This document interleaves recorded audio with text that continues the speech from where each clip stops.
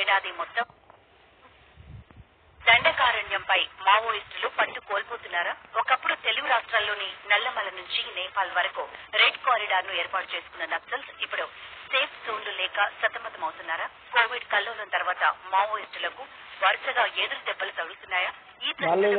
సమాజంలో సమానత్వం ఉండాలి, ఎక్కువ తక్కువ కులాలు మత అస్పృశ్యాలు ఉండద్దని వాళ్ళ సిద్ధాంతం. అలా జరుగుతుంది. వాళ్ళ సిద్ధాంతాన్ని బీజేపీ ఉన్నంతసేపు సమాజం అంతా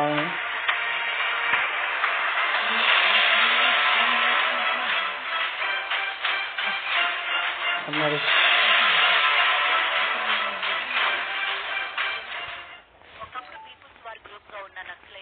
ఉమ్మడి ఆంధ్రప్రదేశ్ లో ప్రభుత్వంతో చర్చల సందర్భంగా 2004 సెప్టెంబర్ 21న తాము మావో సిద్ధాంతాలను అనుసరిస్తామని, ఇకపైన తమ గ్రూప్ పేరు మావోయిస్ట్ పార్టీ అని ప్రకటించుకున్నారు.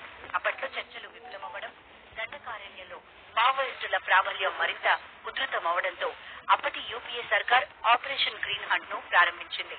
హింస ప్రతిహింసలతో దండకారణ్యం దత్తరిల్లింది. మావోయిస్టు పార్టీ కేంద్ర కమిటీ, ఛత్తీస్గఢ్ అగ్రనాయకులు చాలా మంది ఎన్కౌంటర్లలో మృతి చెందారు. 2020 మార్చిలో దేశంలో కోవిడ్ ప్రవేశించిన తర్వాత మావోయిస్టులు కోవిడ్ తో అతలాకుతలమయ్యారు. పెద్ద సంఖ్యలో నాయకులు క్యాడర్ ను కోల్పోయారు.